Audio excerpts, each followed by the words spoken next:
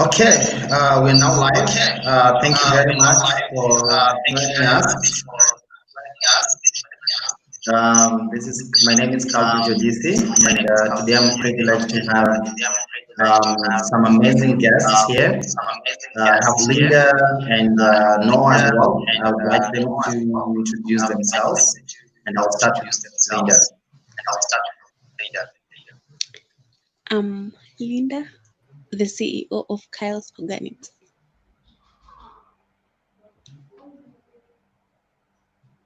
Noah, please go ahead. I think that was the shortest introduction. Linda, can you?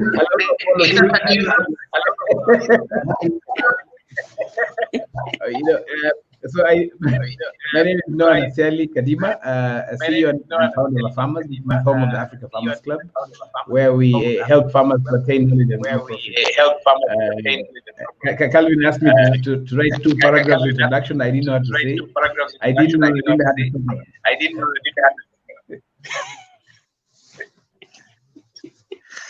Noah, please unmute your mic. You can hear me? Okay, go ahead, Noah. Oh, you didn't hear my introduction?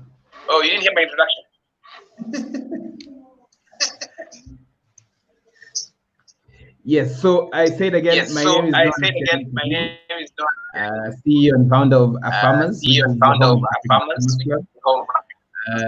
where we help farmers attain knowledge. Media channel called Farmers Media, where we tell the story of farmers. Okay. Oh, nice. I know most of the achievements. Just probably take through some of the achievements that you've been able to. I can't hear you. There's some feedback, so I don't know. I can't hear you. Even me can't hear. I don't know why there's feedback. Let me try. Do you have 2 gadgets at the same time there? Yeah. Let me just hear. I can reduce the volume one. Just 1 second. I see if I can. So one of the ladies here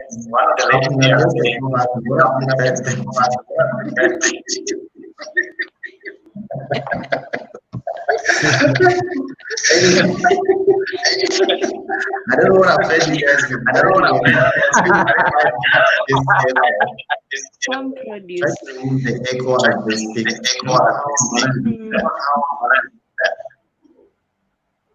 I really have echoes. Could you guys give me 1 minute? 1 minute so that we fix this echo. You share the link as well.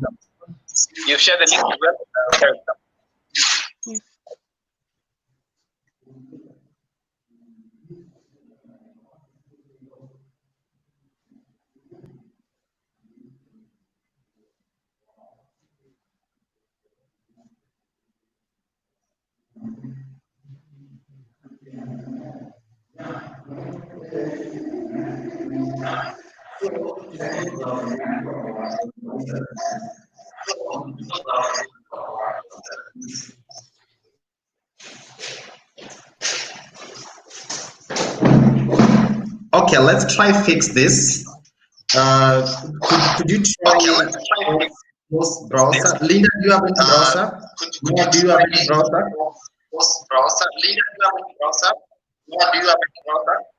Yes. We have a browser.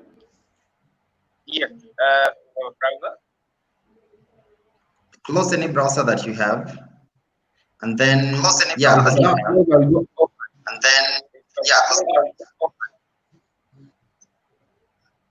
Noah, can we try test? From your side, see if there's echo. Hi, can you hear me? There's a feedback. Yeah. But I think we can work with that. I think it's so much. Or you can mute, you can reduce the volume somehow. I don't know. Yeah, we can mute as we speak and see if that's gonna be helpful.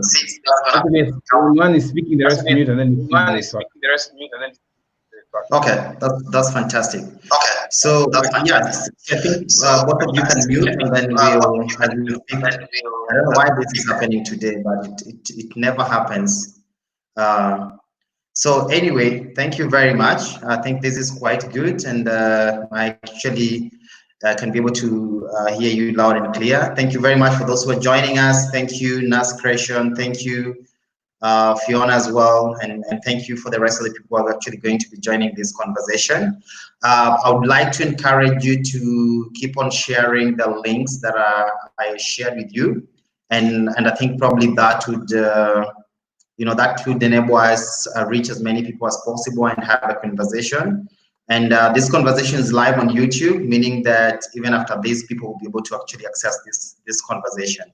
So thank you very much for coming. Our topics today is, opportunities and challenges on food security post-COVID.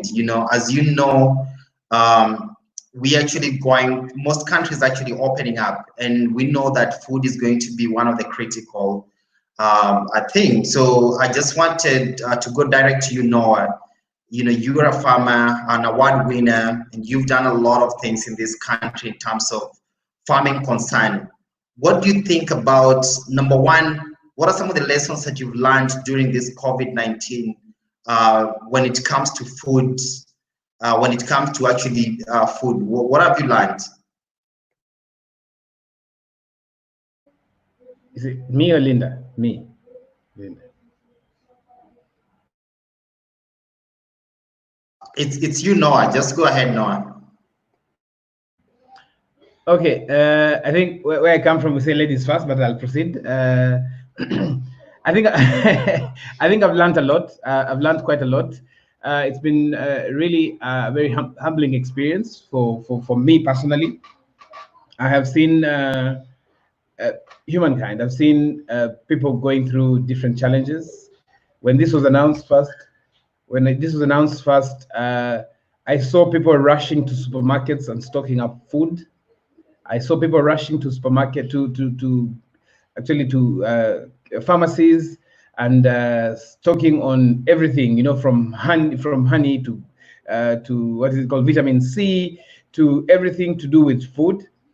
And I remember I kept on asking myself very hard questions. How come nobody's actually talking to farmers? Initially it was really quite.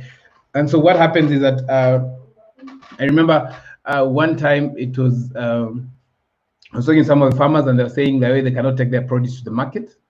Some of them could not access fertilizer. Some of them could not even pass through the roadblocks actually to go and visit their own farms. They were being told that it's not an essential service. I remember one time one of the policemen in one of the roadblocks actually told me that you going to the farm is not an essential service. You should let your farm be managed by your manager. And, it brought so many questions, and I think most people kept on saying that the COVID-19 has brought in and shown the weakness of our health system, but I think it actually brought out the weakness of our food policy and generally farming policies, because nobody went out there and told farmers, by the way, if you've registered as a farmer, come here, get your pass, you can go to your farm. Nobody. Yeah. Even our local administration could not do that. The next thing that also was also very big of a challenge was actually the market. Some of the markets where farmers sell their produce were closed, and this became a very interesting challenge. The other thing is that when this was going on, there was a very heavy, serious campaign about pesticide sprays and all this, and none of these people have actually approached farmers. I have not seen a farmer advertising on some of these clips of using harmful chemicals and pesticide. I've just seen a campaign out there being told, go to your member of parliament and petition them, and nobody's talking to us. It's like we've been generalized as farmers somewhere that we're using harmful chemicals. Not all of us are doing that. So this brought in so many challenges, and I know Linda, being in organic, is actually even has even a better but probably bad experience. But again, on the flip side, if you look at it on the flip side, it also provided a very interesting opportunity for farmers. Yeah. Markets are closed, supermarkets that don't have stock. Where are you selling your produce? How are you partnering? They brought in a Mhm. very interesting scenario. How many farmers group themselves together? And I think you have to mute something. Okay, yeah. So what the most interesting thing is not all very few farmers group themselves together and said we're going to you will sell this week, I will sell next week, or we will group ourselves and say if you come together, we will be able to have this. At that particular time, our organization was actually doing a prototype of a grocery where it is called Farmers Fresh, and it was a very interesting scenario because we had to get farmers to actually supply, but some of them were saying, I cannot pass my roadblock. I'm here in Machakos, I cannot pass the roadblock. How do we get, looking at Marikiti, the kind of produce that was there was not as healthy as should be, not as clean as possible. I remember I visited Marikiti quite a few times and I was really disappointed. I could not meet real farmers. I was meeting brokers, and it was a very big challenge. So on the flip side, one side, if you look at it, it was very dangerous, very harmful, and we could not know whether going to our farms was healthy or not. Were we carrying the virus or not? Uh, uh, we have actually seen the CAS of agriculture, Aninyaga, being very active out there. She did not. She did not. She obeyed all the government regulations, but she did not fear visiting farmers. So that is some of the things. Calvin, I think I was not really prepared, but as you can hear me, there was one side that farmers were not being talked to. Nobody was talking to them. But there was this other side that also proved a very important provided a very important opportunity and platform for farmers. This happened in February going March. Now, a few months later, how many of us as farmers are out in the market now? What opportunity is there? So, those at least I think a mixed opportunity, but more of the negative because farmers could not all farmers have vehicles, so they could not hire vehicles and go to the market. Not all farmers were able to go visit their own farms, even to take fertilizer and seeds. Yeah, farm managers were worried, so they did not know whether to continue production or not. So, in a nutshell, COVID-19 has put a very negative challenge on farming, especially in sub-Saharan Africa, but also Yeah. something that we can also look at in the future from a positive perspective as farmers. Okay. Linda, maybe you can give us your perspective on what you've experienced so far, and also touch a little bit about organic farming and what some of the challenges that you've been able to face. And I think our next question, probably after that, Noah will come in, and probably Noah, you can also tell us what do you think about. I mean, when COVID, I think in the middle of COVID, we saw a lot of people going outside there with their cars and selling and all that. People selling tomatoes in very expensive cars. What did that shows? A common mwananchi. What did that shows to us? And do we expect to have those kind of sales in future as well? Okay, thank you, Calvin. For me, I can say this COVID brought a lot of opportunities for my business because when people had that, for you to be able to secure your body or for you to be able to be healthy or not prone to getting COVID, people thought that you should eat very healthy. And since we have organic products, there was a lot of demand for products because there's no vaccine for the COVID right now. So people are eating very healthy, eating very organic. And for me, I can say since I started my business, I've made most of the sales since COVID started. In fact, I do a lot of production more than I even thought. I don't even have time to breathe because of the orders. So for me, this COVID has been a blessing to my business because everyone is so concerned about how their family eats, from that smallest child to the elderly to the grandparents in the house. Everyone wants them to be healthy, to have a strong immunity system. So everyone is ordering the organic peanut butter for them, the cashew nuts for them, and to me that's so good. Also, one of the challenges that we had is that we used to sell a lot in the organic markets. And when COVID struck, most of those people who organize the organic markets banned them. So there wasn't market opportunity. So I really leveraged on a lot of social media marketing as well as word of mouth through friends. So when someone buys, they market for me by posting on social media and giving reviews and feedback, and that is how I sold. But mostly the it being organic and people being so much concerned about their health, that is what sold the most, more than even marketing or even the feedbacks.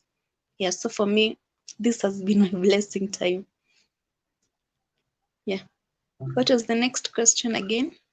Yeah, the next question was Yeah, the more. next question was more. I just mute.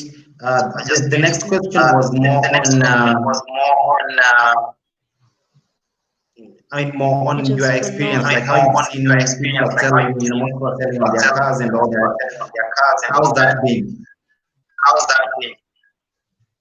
Okay, for me, in fact, I've also been selling from my car, and it has really been well because when someone passes, they see you're selling something healthy, something organic, and we are not yet in the supermarkets and all those big shops. So everyone is like, where will we get this product and whatnot? So you'll find that someone even buys up to 5 bottles, 10 bottles so that they can stock up for the next time because they're not sure if I'll be in that place the next time. So anyone who passes by and they're so much concerned about their health, the immunity, they'll stop and buy stock. So for me, I've been using all of that. I've even have been putting tables outside people's kiosks in order to market my business because right now everyone is looking for healthy stuff, but they do not know how to get it.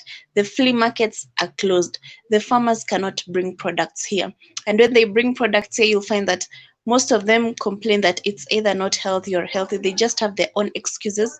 So if someone is looking for how can they get these products at a much easier way, and also most of them think that when they go to the Marikiti markets, the Ngara markets, they are prone to getting the COVID because there's too much congestion. So someone prefers getting a healthier product, much easier, much closer than them going to the market where there are a lot of people buying and selling. So selling things in the cars has really made work easier for most of the people who don't want to go and buy products where people are congested.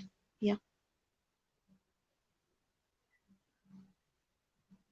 No, you can go ahead and No, you probably can give go us your ahead and experience as probably give well. us your experience as well.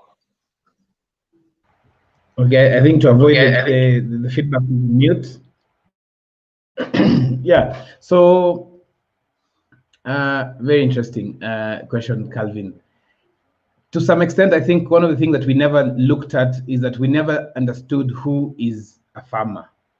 We never understood who is a farmer because we never met together in markets. Everybody was going to their own markets at their own time. Everybody was doing their own thing at their own time. You know, I remember for myself, I used to wake up I used to go to the market at 3 in the morning. This was no longer possible. You know, yeah. So now this particular part of actually seeing farmers. Uh, I'm not sure whether to call them farmers per se, Calvin. Sorry for my English, because I was really surprised to see people reacting that, oh, people are actually selling in their Mercedes Benzes, with all due respect to Daimler and the rest, you know, in their big vehicles and all this. It's just that it's a scenario where we never looked at ourselves as the people who can actually as essential services, because whether somebody was in hospital under quarantine or somebody's going to the house, people had to eat. So people never actually told themselves that, oh, by the way, that friend of mine who is a farmer, where are they?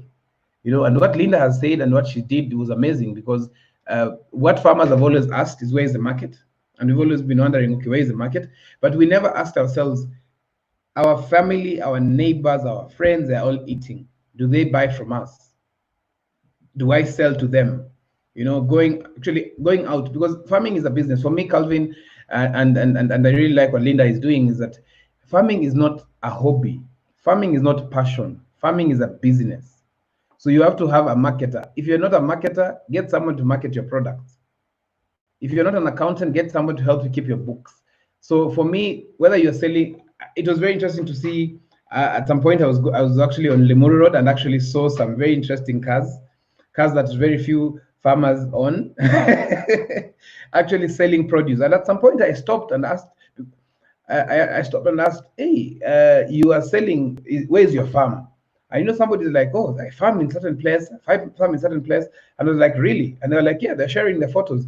And then all of a sudden people said, okay, by the way, you look familiar. And I was like, familiar how that is not. They're like, yeah, we're in Africa Farmers Club. But you see, some of these things were not coming out. And I wouldn't want us to go backwards. I would like us to do the same way that we sell in our cars, but in a more organized, more structured way. Probably have farmers market in Limuru, farmers market in Runda, farmers market in Langata, farmers market, so that farmers actually come in. I'm not saying that we don't go to Marikiti and the rest, but if why should I go and pay for a stall or sell to a broker, and yet I can be able to organize 10 or 20 of us and just park somewhere. If it's on Mombasa Road at the SGR is parking, we put there and sell our wares, So seeing that is something that I think as farmers we need to ask ourselves, in case these people are farmers, how can we plug in? And what Linda has done and what she was doing is amazing in terms of even the kiosks. Put your table, get these foldable tables, put them there, show people who are coming to the kiosk that, by the way, you don't need to buy Mumias sugar. By the way, I come from Mumias, so I'm allowed to speak about Mumias sugar. You can actually buy honey, which is more organic, which is better, which is healthy, and put in your So Calvin, I think it's a very interesting conversation. I hope it's not going to end today, but I think it's a very interesting conversation. Thank you very much. I think that was quite a good conversation right there, and I saw the way people were determined, and I kind of realized that everybody is so passionate about farming, and Noah, you do very professional farming. Your farms are very professional. It's one thing that my friend Nekesa Wafula always says that farming is an art. It's an art. Is a science. It has to look nice. It has to look beautiful. So let's touch a little bit about urban farming. I know you do large scale farming as well, but urban farming. What do you think people have learned through this situation about urban farming, and what kind of advice could you give probably those people who are thinking of going into urban farming?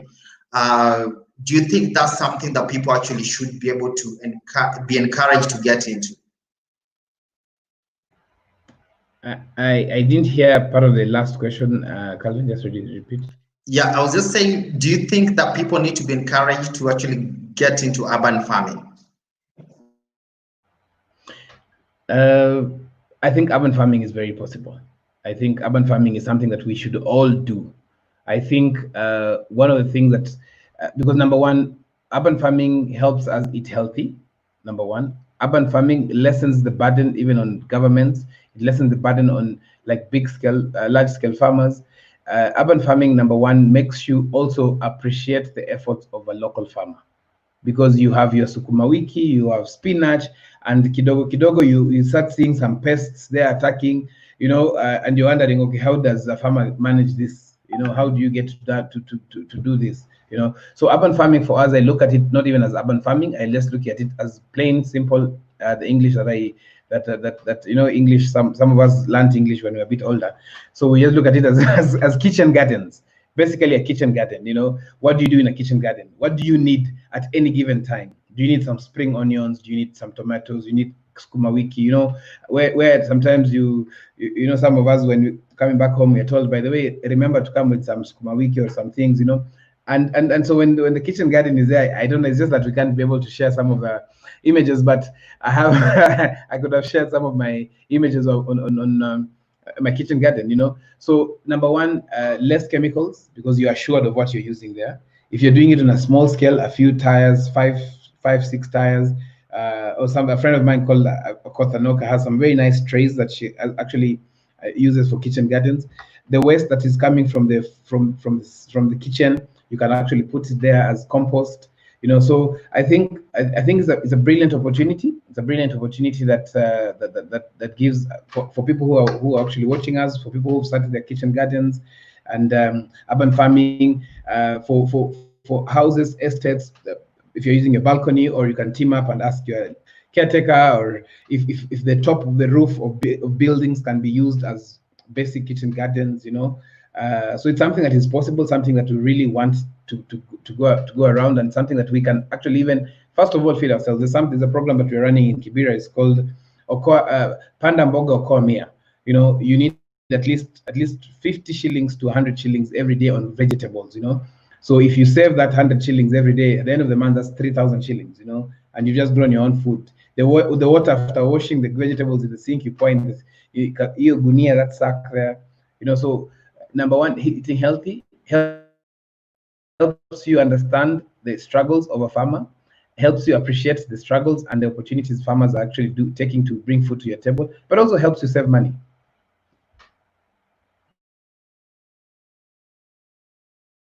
Linda, what's your perspective on urban farming or or kitchen gardens?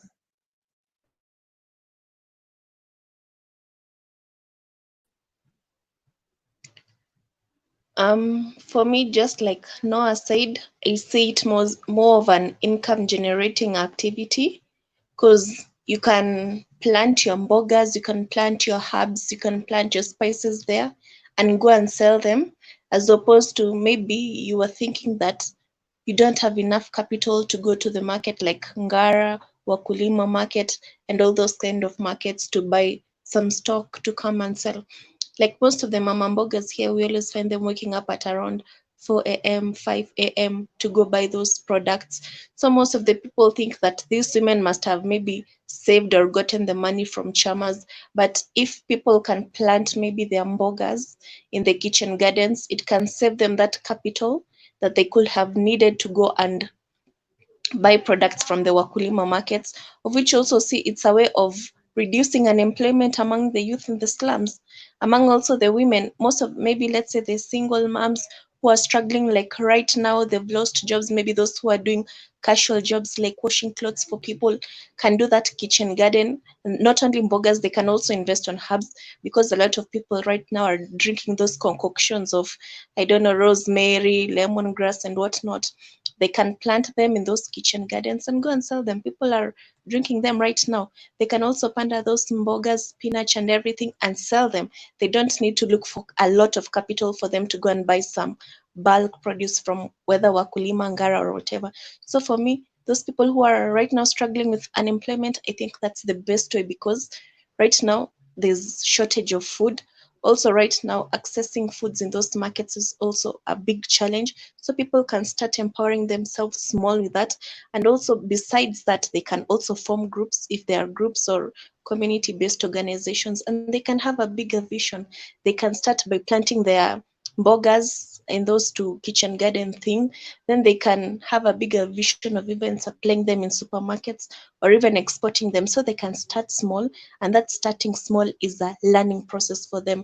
It's not just a produce to be consumed, but it should be a learning process. They can even buy flats, they can even buy properties through having a bigger vision, having good financial literacy skills that will help them grow either as a group or as an individual. They can also register companies, sole proprietorship and everything, and get these to small orders to supply even to places maybe like Zucchini, Healthy You, such like places where they buy natural products, and even go to these organic markets and sell their products. Most of these places charge 300 to 500 shillings, and they'll get a lot of market opportunities. They'll also get to interact with people, and also they'll get to add value to the products that they're planting.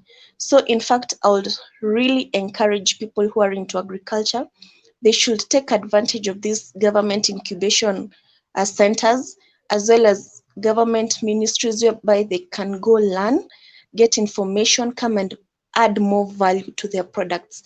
Like let's say the herbs, these women can add more value to it by infusing it in honey. So someone maybe can take rosemary honey, something like that. They can go learn these things from places like Kirdi or maybe the Beekeeping Institute, learn how they can value add such small products and even export and even sell in supermarkets and even sell in their estates. So instead of buying products that are planted in far areas, far counties, they themselves can start empowering their own local economy through those kitchen gardens. Yeah.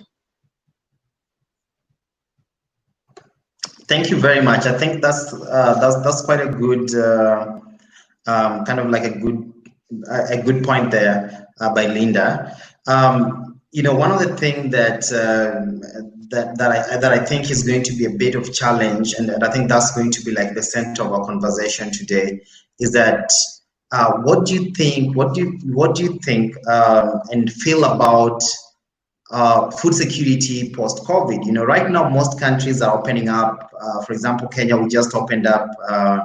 Recently, where you can actually now transverse obviously all over, and the hotels are slowly opening up. I mean, people seems to be, slowly opening up and going back to their normal life. What impact do you think that has with food security? Because we've been actually having plenty of food right now, because you see the hotels are not ordering anything. Most of the hotels are not consuming. What do you think is going to be the impact after that, and what should farmers do, especially to be able to meet up the extra demand of food in across different sectors, supermarkets, hotels, and all that? So maybe I will go with you, Noah, first.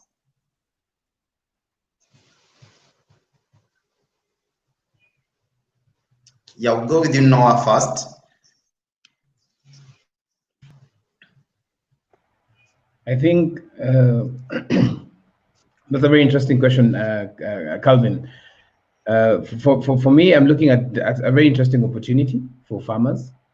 But what it will mean is that you'll have to be very organized. You have to be very organized. You have to do your market survey well.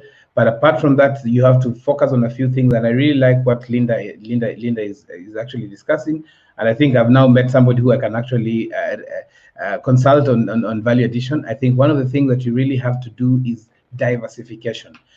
Let us stop our way of farming and do it in a different way. Let us stop farming 2 acres of tomatoes. Let us break that 2 acres into sukuma wiki, watermelon, nyanya, tomatoes, onions, and managu and the rest.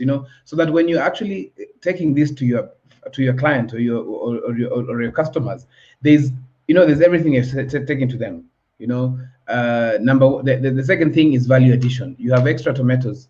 As you've said, it has been raining, so there's also now excess because there are not as many buyers. Demand is not as high, but demand is going to be very high now. But at the same, so you have to really take care of your products well. Safe use of chemicals is something, or even avoiding use of chemicals is very important, because now people want to know, where is this food being grown? How has it been grown? Is there a way that I can have, just to be sure? And so you yourself as a farmer also has to to be very ethical in terms of how are you doing it and why are you doing it. How you carry post-harvest handling is something very critical as well, because the market will be there and it's opening up. Now hotels are opening up, so demand is going to shoot up. The export market is also going to open up very fast because flights are now opening up. It means that anything that you've been growing now is going to you're either going to be in the game or you're going to be watching from as a spectator. So value addition, product diversification. So in a nutshell, manage it as a business, and don't look at your fellow farmer as a competitor. Your farmer is not a competitor.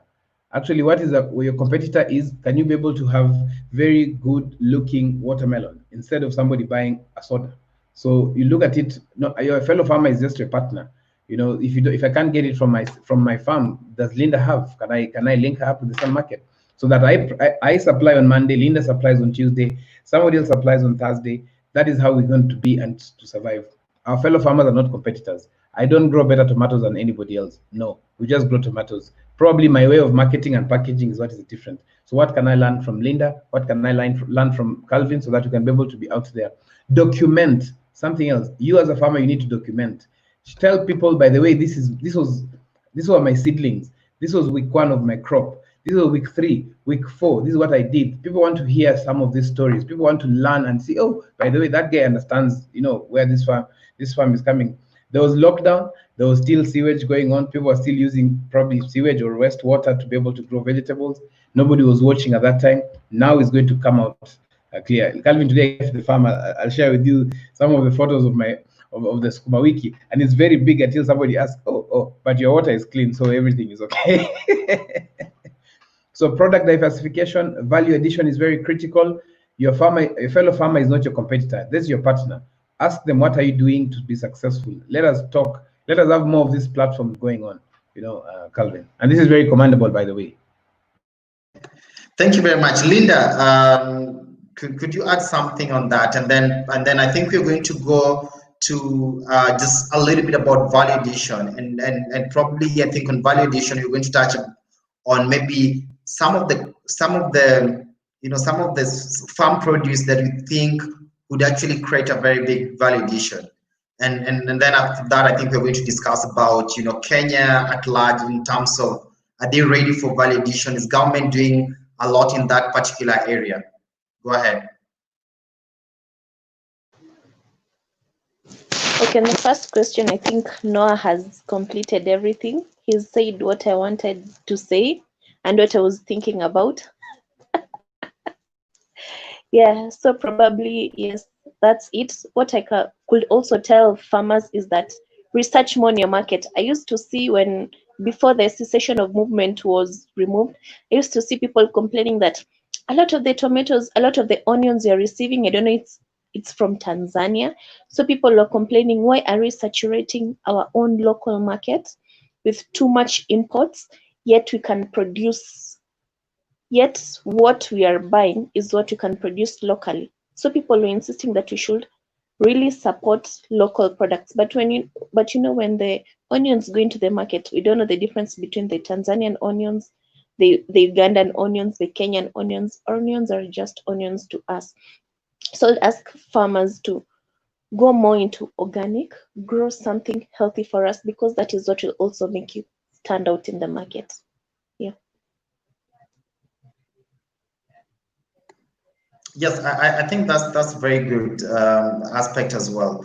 I mean, Noah, do you feel that the government is actually providing, or do you feel that, I mean, let's just talk about the government here. Do you think the government is providing an able environment for actually farmers to be able to do value addition to their products? Because I know that has been a very big challenge, and it's been a discussion that everybody's discussing about. If you look at organizations like Ford Foundation, Ford has invested a lot of money in terms of post-harvest waste, but yet we still see a lot of this. We still see a lot of our farmers selling their products as produce. We don't have many farmers thinking of making other things from their produce. What do you think about that, Noah? From where I come from, I told you when I was starting, I come from Mumias. So Mumias, we bring sugar, so we add value to that. When it comes to government, it's a totally different direction. As you have never seen, I don't even touch on government because I believe there's so much more that we can do. I did not have a lot of, I'm not saying I didn't have trust in government, but I can actually say with the energetics Chief Administration Secretary, Annie Nyaga, in where she is, I think there's a lot that we're going to see working. I just hope they will not remove her. Here there's a pending, I don't know, something. But I hope she's going to be kept there. Probably she'll be promoted because the energy that she has, she started off from Embu. She started like the 4H, like the 4K clubs. She's visiting farmers now. You can actually imagine somebody visiting farmers now from government. We can actually see the Ministry of Agriculture out there. We have people like Henry Kinyo at the KPCU. We have, so when it comes to government, I think we who are already doing something can team up, and now we team up and come up together and actually petition government on behalf of farmers, so that makes the discussion. That we also tell government, sisi tumefika hapa, we have reached here. You're not coming to pick us up. We have already reached here. Can you just boost us somewhere? Value addition is something that I'm very passionate. I've never taken that stride. I'm always fearful. I'm Calvin, I'm a very shy person, by the way. So when it comes to value addition, it's something that I think also we also need to understand, is the market ready, and how can we prepare the market for it?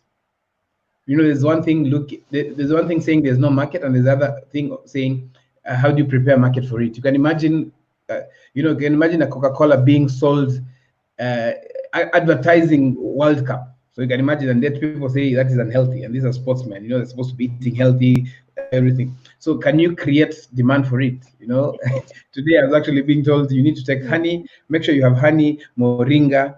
What else was that? I think it was lemon. I've never seen hybrid lemons. This is all organic.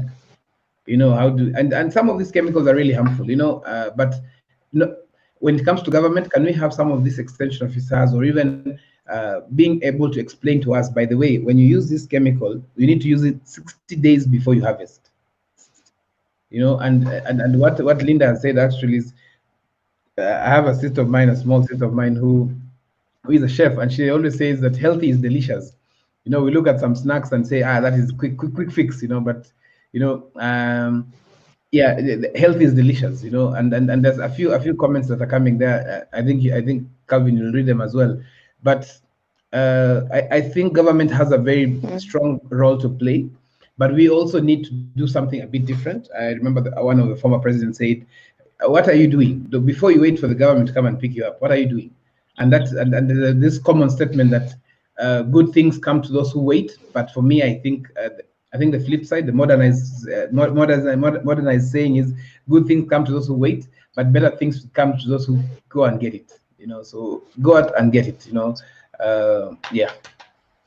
When it comes to food security, I have so much to say, so you have to limit me and mute me as well. Okay.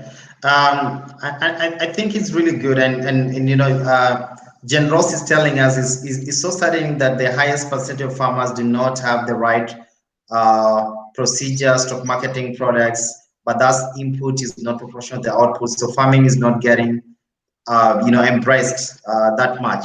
I mean, what maybe Noah and Linda, could you guys probably say something? I know that's a big challenge. Probably then you can say something.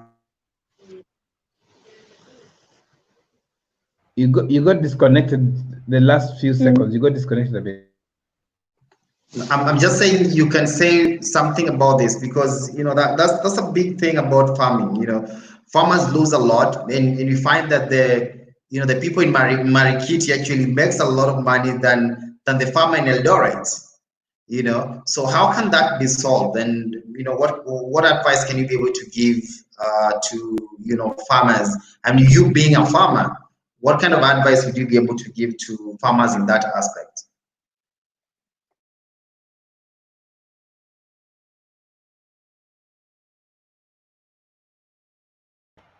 I think Linda, you can go first.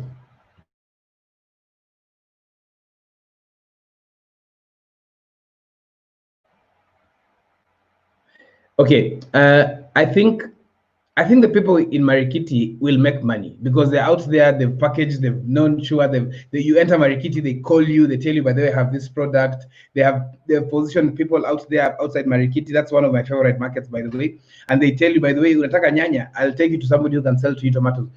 So we have to go out there as farmers. We have to understand our crop. We have to know at what point do I go to the market. And that is some of the things that me, myself, as well as my organization is very passionate about. When do you go to the market? When do you pitch to the market? And which market are you pitching to?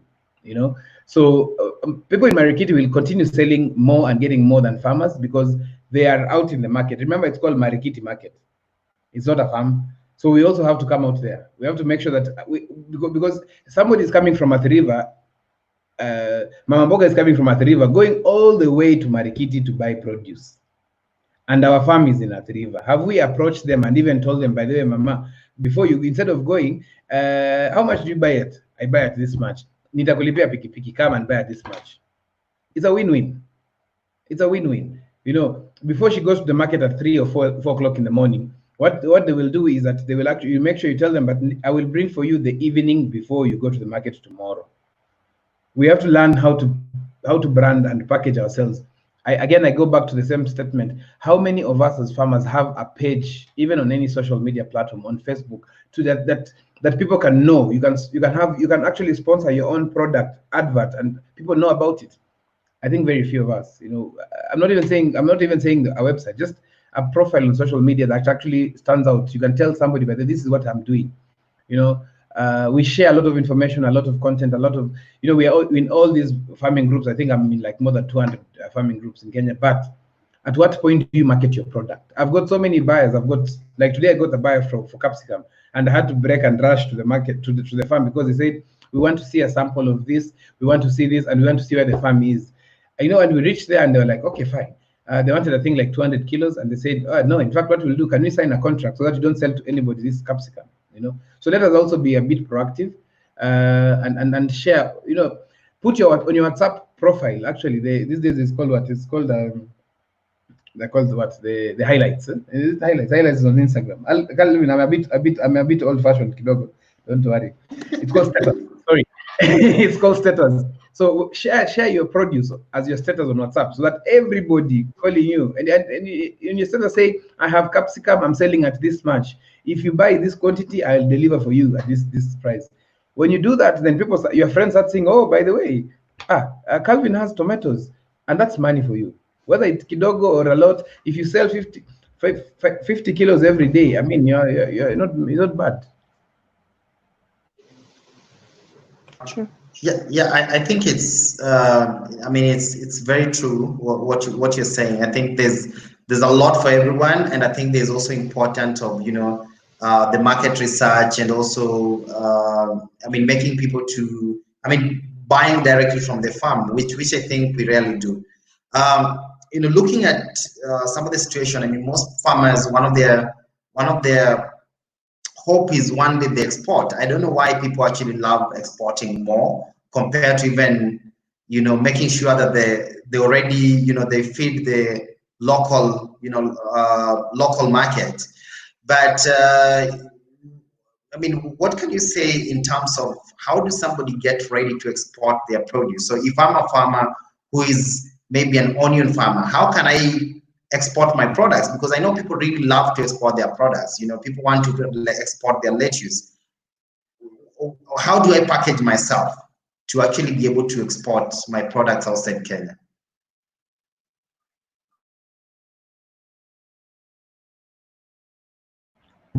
Who? I think Linda can go first, and then you can come second.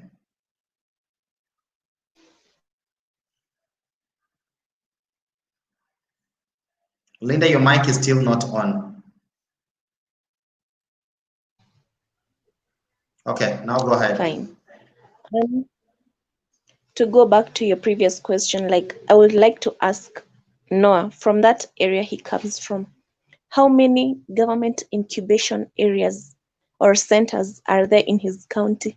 Noah, do you know of any government incubation centers? Zero. My French teacher used to call me zero. Zero avec le flow. Zero, none. So you see, such like things are what farmers need to know about. There are various incubation centers, like in Nairobi we have Kirdi. In other counties they have different names, but they still offer the same kind of products. Like there's a friend of mine who does banana value addition into flour. He was telling me they have something in Nyeri. It's like Kirdi, but it has some name I can't remember, but I'll write it down in the comment section. How many youth, women, or farmers in Nyeri know about these places? And they're at a very affordable rate.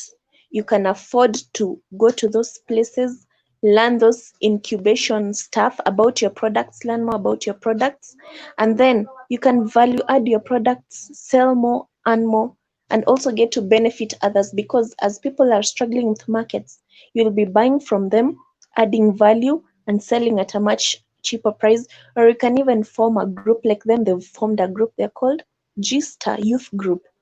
They decided to come together because they saw that the area was producing a lot of bananas, but they didn't have market. So they decided to visit that place, learn if there's a way they can add value to banana. And that's how they made market to their name. And I think they're the first people value adding, because when they come to Nairobi to sell at these organic markets, and they're the only youth doing banana flour from Nyeri. So you can imagine if 10 groups, 20 groups did such kind of a thing, they could disperse themselves into different counties.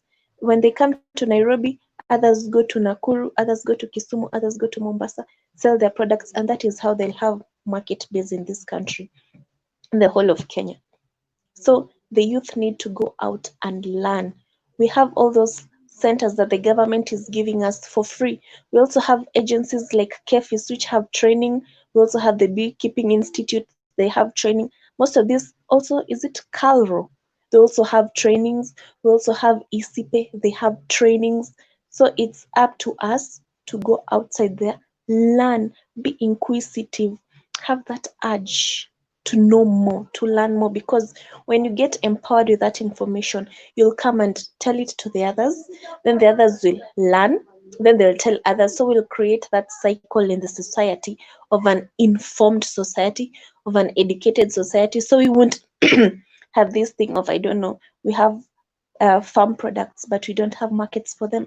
In fact, you can even value add it more than you can even think. Like them, they're just doing value addition for banana alone. They were thinking of doing something like this banana dried fruits with mangoes so that it can be like a snack. They're even thinking of value adding it more to create even this like chocolate bars with banana. So you see, when you get empowered with information, you'll think smart and wide. And even what the kind of flour that they're doing, when I researched about it, no country in East Africa is doing banana flour. So they have market base in the whole of East Africa. They can leverage on the different trading blocks that Kenya is part of to sell their products to those countries. That's market base. And when they get markets, they'll get demand. When they get demand, they'll need to employ more people. That will create employment opportunities for the rest of the youth in that area. It will create market opportunities for the people in that area who have those products, but they do not know where to take them. So that's the place they can start from. And also from export, what I can say, in export, there are also these different, they're called institutions that, let's say, like for the people in fresh produce, there's the fresh produce consortium something. For people in leather, there's the leather council. For people in fashion, there's fashion council. Those are in coffee, there's the coffee board of Kenya.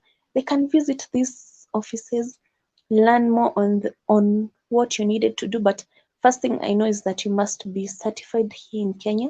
So after you're certified by KEBS, you can also visit these places. Even if you're not certified yet by KEBS, just start by visiting those offices in your area of interest. Learn what they need, what are the licenses needed, certifications needed, what are the qualities or those specifications, like your product must meet such a kind of threshold, I don't know, for fertilizer and what. You can go to KEFIS for that. You can visit, like if you're into bee farming and whatever, if you want to export honey, you can visit those agencies that are involved with beekeeping. Learn from them, get the full information so that when you start, you know what you're doing, instead of maybe you start, then you learn later that you skipped another process. Then when you think of going back, you think that that will be a bigger loss to you. So you start giving up from the beginning, and yet you're the one who never took that initiative to learn more. So before you get into these things, first get the full information so that when you miss a step, you'll blame yourself, or you'll come to not worry about like going through too much loss, because you'll know what to do back, instead of maybe you've done everything, then you'll discover that you don't have this license, you don't have this certification. Then when you think about all the products that you have and you don't have this and this and this, then you just give up and say, this export thing is just too much, they need a lot of things and I don't have all of them. So that's how you give up, and yet you're the one who didn't prepare yourself on what was needed. Yeah.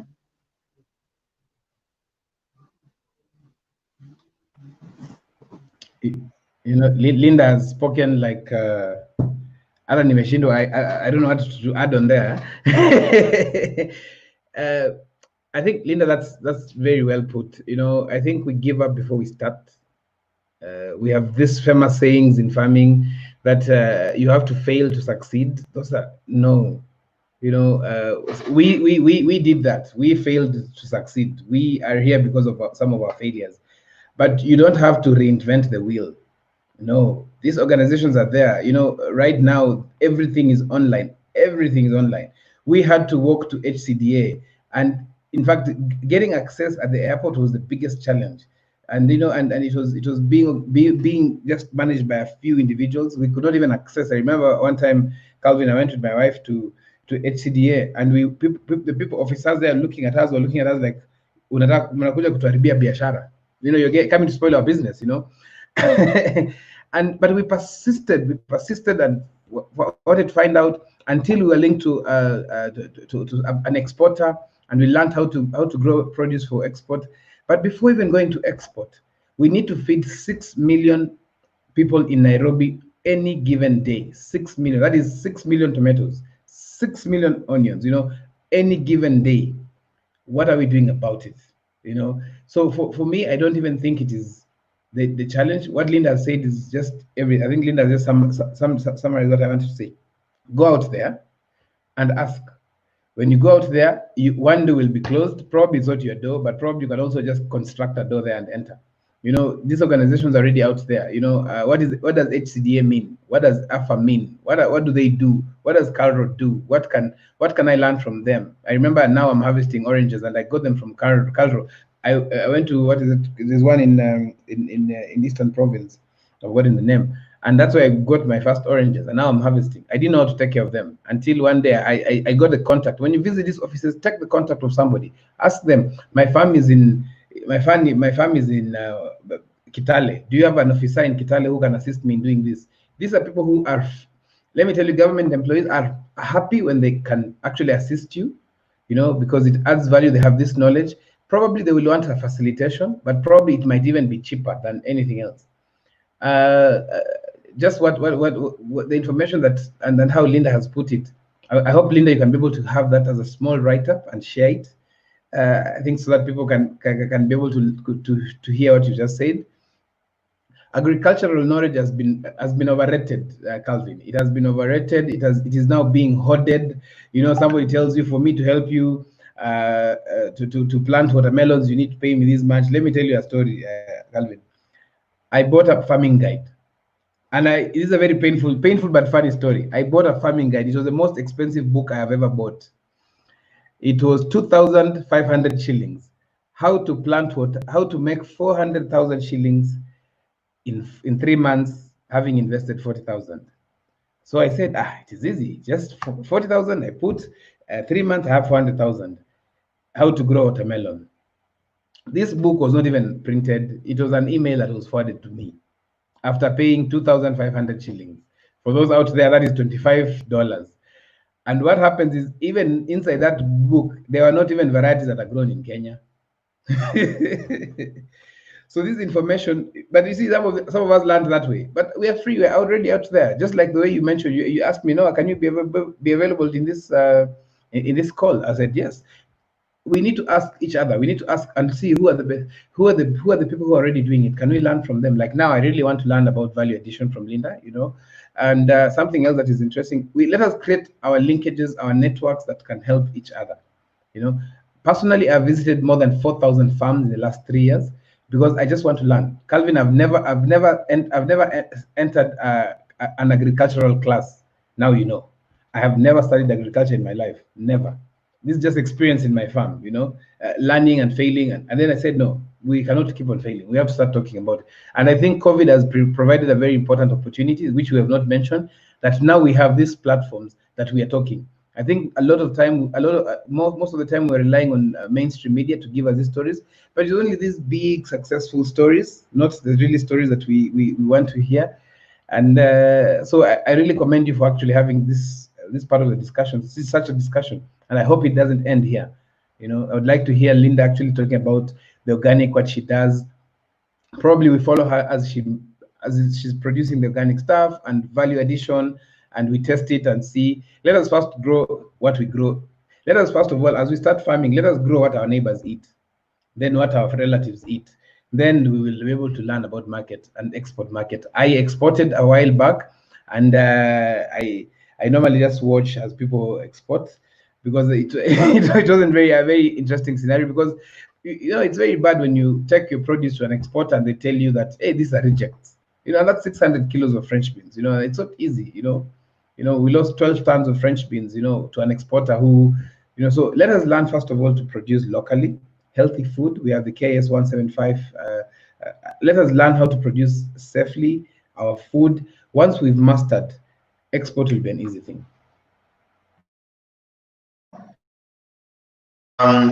Yeah, I think That's quite a good conversation right there, because I mean, I believe in, making sure that we feed our our population, which is quite big, and I think that's the most important thing that we need to focus right now. And I also like something that Linda and Noah, I mean, both of you brought something that is really really nice in terms of what can we learn from each other and how can we knock into these different government run organizations together, because most of the time, yes, we talk about like, oh, government is not helping, but have we actually reach out to them to be able to help? And I think those are some of the conversation that we need to even have more and more, and get to know what is Carlo doing, what is Isipe doing, and all those different organizations. Where can I learn about bee farming?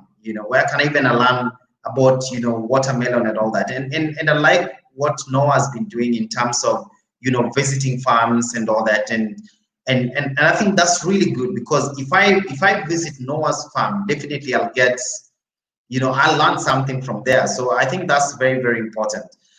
Just as we wrap it up, I would like you to give probably last parting shot in terms of maybe uh, what advice can you be able to give to young people, at least who have learned something during this COVID-19, and who now feels that food is an essential service, and most people actually need now to get into farming. What advice can you be able to give to them as you also wrap up, and just also give tell us how you can be contacted, how someone can be able to reach you if they want probably some advice or something like that, so that you can be able to leave us also with your contact as well.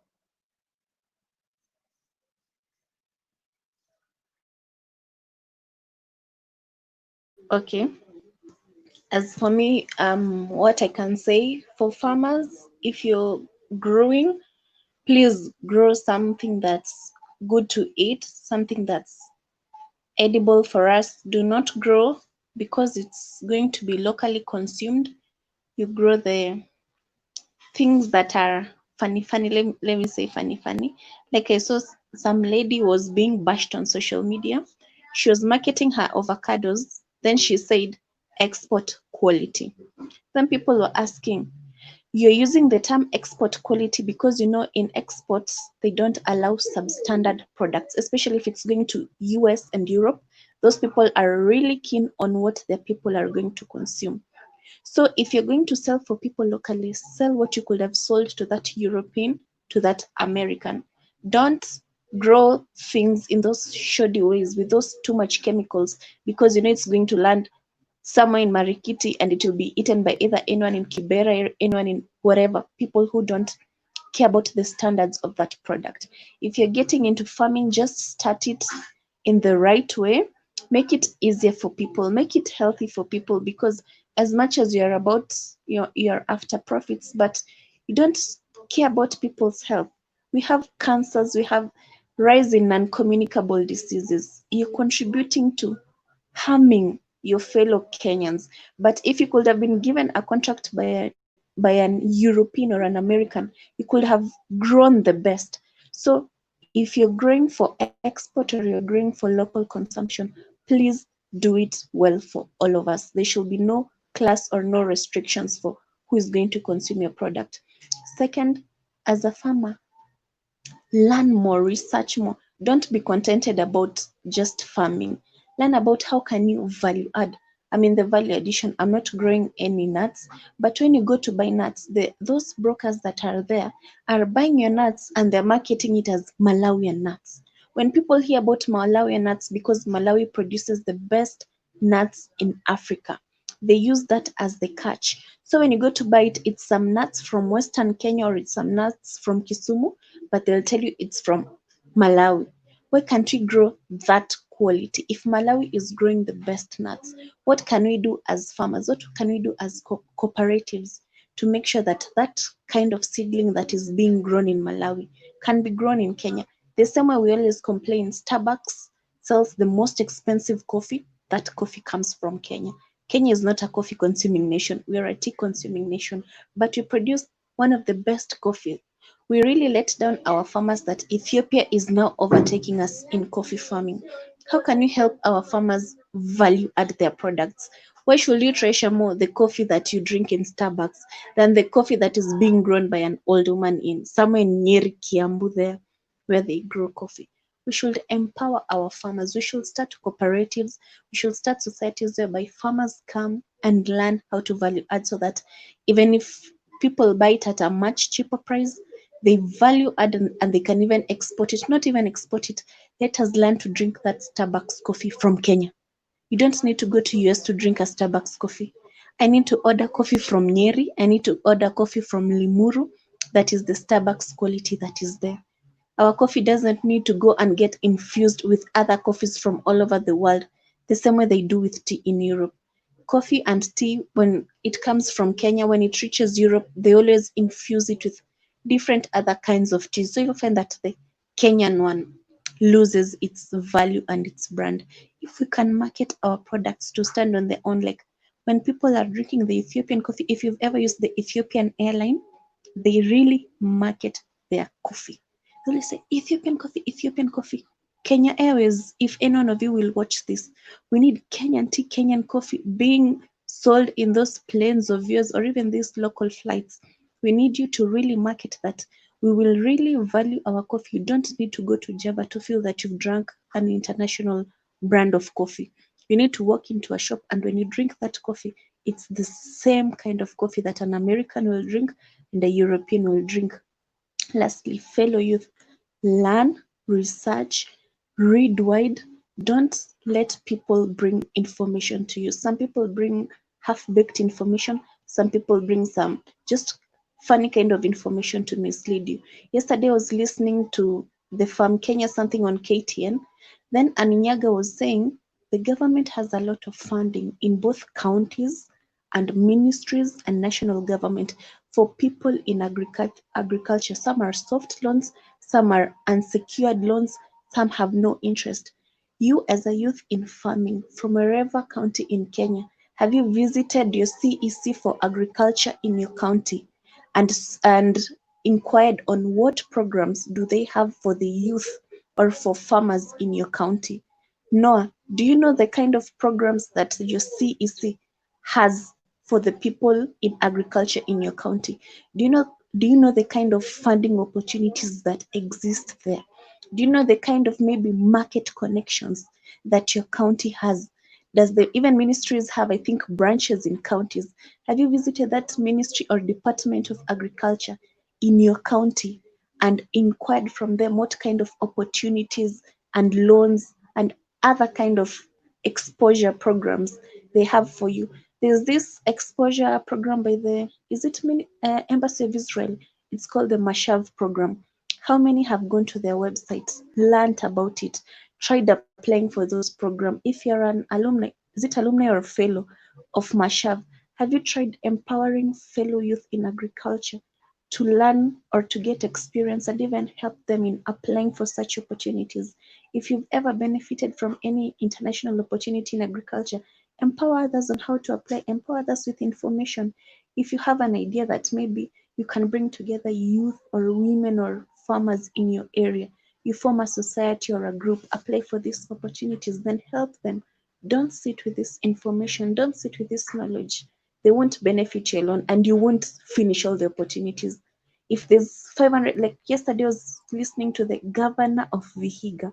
He was saying they have, is it 574 or 584 million for agriculture, but it's, I don't know if it was returned or they're going to return because no one came for it.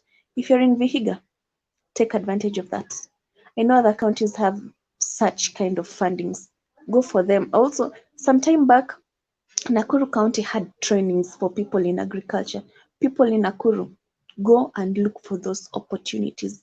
There's no day people in the Ministry of Agriculture or the CEC of Agriculture will say, look for the youth, give them this. No, you have to look for them. They are there to serve you. They're not there to look for you. So you're the one who's supposed to take advantage of those offices, visit them. Like right now, most of the people are at home right now. Go learn what those counties have. Go learn what those programs that they have there. Go learn the incubation centers that are there, how much they are offering. I know people, you can't afford to raise some few amounts of money. Like for Kirdi, it's always 10,000 shillings. If you save a bit, you'll be able to go there, get incubated, learn a lot, and even they help you to get certified by KEBS if you don't have a facility to come, for the KEBS people to come and inspect you. Take advantage of that, because a lot of people who have nice products, they'll say, I don't have KEBS, I don't have KEBS, I don't have KEBS. Take advantage of these places. They will help you to know how to apply for KEBS. Information is there. We're the ones to look for it. Someone like me who is into peanut butter, I've studied each and every brand about peanut butter, from the Justins, from the Skippies, from the best brands in Europe to Africa to America. I've perfected the information, and that is why I want my product to stand out. Don't think that since you're producing something nice, you're the only one who can produce. Tomorrow, 10 people can wake up and produce something much better than yours. What will be a competitive advantage? What will be a unique selling point? Learn about these things. Don't be contented with what you have. You must step up to the game. You must be unique, and you must think of growing wide, not just selling around here. You cannot, obviously, you can't satisfy only the local market, but you also need to think about growing big, about building a brand. Don't just sit there.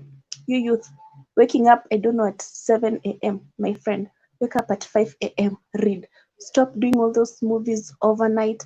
You need to take advantage of this time to equip yourself with information. Like I was even telling my friends, I thank God for this COVID period, because I've decided to take it as my me time to build my brand. I was hoping that, God willing, by the time you're reaching in January, my product will be a brand name in Kenya. I'm using this time to research, to visit all these offices, because people are afraid of going to offices to talk to them. I'm using this time because they will have all the time for me. They'll have all the time to give me the information that I need. So I'm taking advantage of this time to build my brand, to build my product, to make my product quality, and besides that, to add more value to the product. Because besides the peanut butter, watch this space. New products are coming, God willing. And anyone who will watch this video, buy my peanut butter, market my peanut butter, buy for your relatives, and continue buying, buying, buying, buying, buying. We're also looking for distributors. We're also looking for retailers, and you're also looking for partners. So if you know you can do that, you'll also contact me. My contact details, the names that appear here, I use it on all the platforms. So you'll find me on whichever platform using my full names. Thank you, and all the best. How does your peanut butter look like? Do you have a sample there? Unfortunately, no. The ones that I did production today already delivered. Always do production in the morning. Maybe Okay. through my social media, you will be able to see them, because I talk a lot about my products on my social media. So if you search Okay, for me, cool. you'll find. Okay, cool. Maybe Noah, you can also just wrap it up as well. Hey, I've hey, I've had someone else saying it very passionately. Linda, that is very commendable of what you've said, the Thank advice you. you've given to the young people. Number one, don't wake up after 5:30 in the morning. If you wake up after 5:30 in the morning, unless you're a DJ, then it's a problem. Brilliant. I don't even know what to add. I think I just top up a few things. Number one, again, if you're a farmer, convert your farm into a business. Stop saying I'm farming. You need to start saying I'm a farmer. Calvin, how many farmers have you ever met? And the business card reads farmer. Have you ever met? No, actually, I've not met any. No, I've only met Exactly. one. And when I've you're only out met there, you one, need. Caleb. Caleb Karuga. I think Caleb Karuga is, if he gives you his card, is Darren reads Wendy's farm. So I've only met one actually. Yes, see that's already a beginning of a big problem. So let us convert our farms into businesses. Record keeping, maintain your records well. Somebody wants to engage with you and you see some seriousness. Financial management. Keep up with the latest trends in farming. Don't do what I was doing as a farmer 13 years ago. You need to show me something new. Market yourself, market yourself, market yourself. People come to those. I mean, you have to market yourself. Again, something very interesting what Linda has said: work hard and work smart. Just remember, as much as you're working hard, you also need to work smart, because the harder you work, there's someone out there working harder than you. So just know, if you're marketing and branding your product, somebody else is saying, let me organize and market and manage my distribution channel. So they've already left marketing, they are in distribution. Another one is saying, let me go to the malls and actually give testers of my product. They're already out there. So work hard. For the young people who are not yet in farming and are interested in doing farming, I need you to do one favor for me. Farming doesn't pay at all. Converting that farm into a business is what will pay you, not the digging, not the plowing. That plowing and digging will not pay you. Convert that activity into a business, then it will pay you. Okay. If you're doing, if you have other skills, especially during this pandemic, if you have good skills like web design skills, if you have, this is for young people across the board, if you are good in accounting, this is an industry, agriculture is an industry where you can plug in very well. If you're in tech, you can plug in very well, help farmers to build their apps to market their produce. But again, for the general public, if farming is not for you, yes, it might not be for you. Support a local farmer.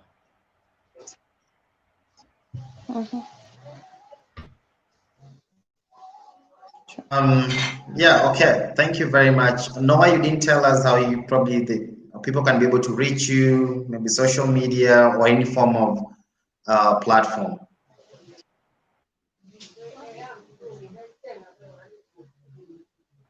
So my name's there, Noah Nasiali. I come from, we're given very many names. So Nasiali, you will get me on any social media page, Noah Nasiali. You will follow us on Instagram, on Facebook, very loud on Facebook as well. I am very loud on Facebook. On Twitter challenges me a bit, but you still get me on Twitter as well. So you'll get me there.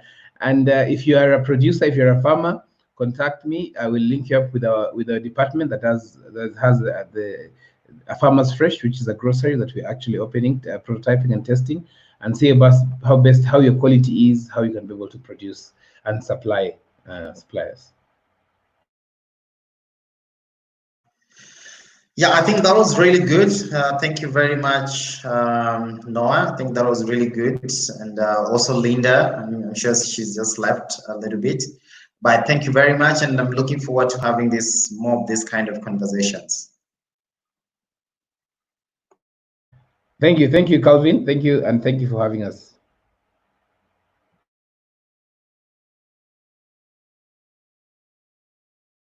I think you're on mute. Thank you very much, and I think it's been really good.